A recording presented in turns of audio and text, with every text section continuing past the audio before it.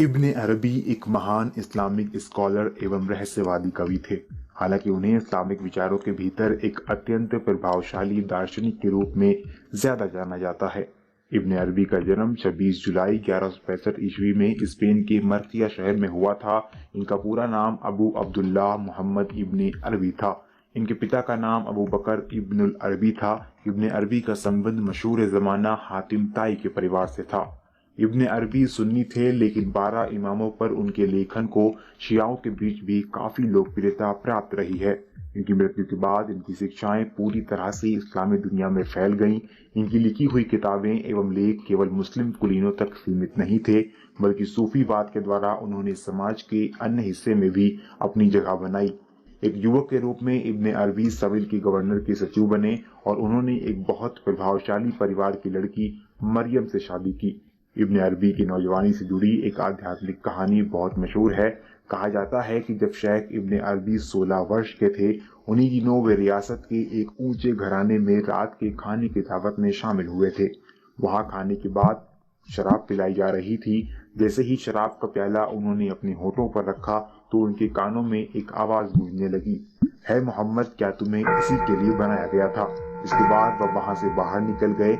इस घटना के बाद ही उन्होंने अपना सामान्य जनजीवन त्याग दिया और एकांत में रहने लगे और अधिकतर समय इबादत में ही गुजारने लगे। इसके बाद उन्होंने कई देशों की यात्राएं की और कई उस्ताद शेखों से इनकी मुलाकात हुई।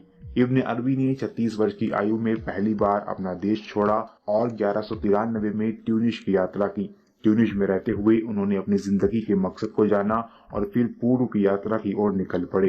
एक साल ट्यूनिस में रहने के बाद वे अंडलूसिया लौट गए। घर पहुंचने के कुछ समय बाद उनके पिता की मृत्यु हो गई और कुछ महीने के बाद उनकी मां भी दुनिया छोड़कर चली गई। अपनी मां की मृत्यु के बाद उन्होंने अपनी दोनों बहनों के साथ मोरक्को जाने का फैसला किया और मोरक्को के बाद मगरिब में कुछ स्थानों की यात्रा की। 1201 में उन्होंने ट्यूनिशिया भी छोड़ दिया। 1202 में हज के लिए रवाना हुए और 3 साल तक मक्का में ही रहे। यहीं से उन्होंने अपनी किताब अल फुतूहात अल मक्किया और द मक्का इल्यूमिनेशंस लिखना शुरू किया। मक्का में 3 साल समय बिताने के बाद उन्होंने इराक, सीरिया, फलस्तीन और अनातोलिया की यात्राएं की। जब इब्न अरबी नॉर्थ की यात्रा कर रहे थे, तब इनकी मुलाकात सेल्जुक दरबारी शेख मुजद्दुद्दीन इब्न यूसुफ से हुई। इस दौरान उन्होंने पवित्र शहर मदीना की यात्रा की और इसके बाद 1205 ईस्वी में बगदाद के लिए रवाना हो गए। यहाँ उन्हें शेख अब्दुल कादिर जीलानी के कुछ खास खादिमों से मिलने का मौका मिला। 1206 में शेख इब्न अरबी ने यरूशलेम, मिस्र, मक्का, अलेप्पो और दमिश्क की यात्राएं की। शेख इब्न अरबी की जिंदगी के 5 साल इन्हीं देशों में गुजरे।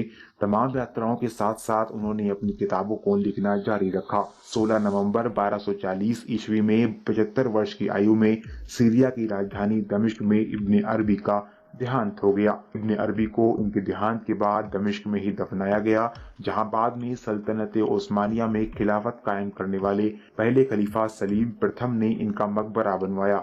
शेख इब्न अरबी की मृत्यु के बाद इनकी शिक्षाएं इस्लामी दुनिया में पूरी तरह से फैल गईं। इनकी शिक्षाओं की गंभीरता को देखते हुए सूफीवाद में इन्हें अल शेख अल अकबर की उपाधि दी गई। ये नाम पूरी इस्लामिक दुनिया में दोबारा किसी के लिए इस्तेमाल नहीं किया गया।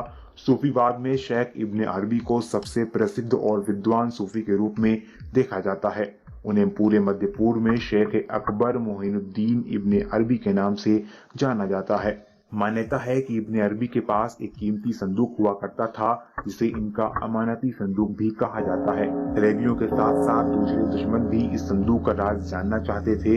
इसी संदूक को पाने की गरज से कई बार उन पर हमले भी हुए और इनकी जान लेने की कोशिश भी की गई, लेकिन वो सभी लोग सफल नहीं हो सके। मान्यताओं के अनुसार इब्न अरबी के संदूक में एक पवित्र कमीज थी। इस कमीज के बारे में ये कहा जाता है कि जो भी इसे जंग में पहनकर जाता था उसे फतेह हासिल होती थी। इब्न अरबी का मानना था कि अर्तुगरुल गाजी के हाथों आलम इस्लाम में एक नई तकदीर लिखी जाएगी। इसी कारण उन्होंने यह संदूक अर्तुगरुल गाजी के हवाले कर दी थी। अर्तुगरुल गाजी से होते हुए ये कमीज सल्तनत ओस्मानिया की सभी सुल्तानों के पास सुरक्षित रही। साथ ही आपको यह भी बता दें कि जब सुल्तान मोहम्मद अल फतेह कुस्तुनतुनिया फतेह करने गए थे, तो उस समय उन्होंने भी ये कमीज पहन रखी थी।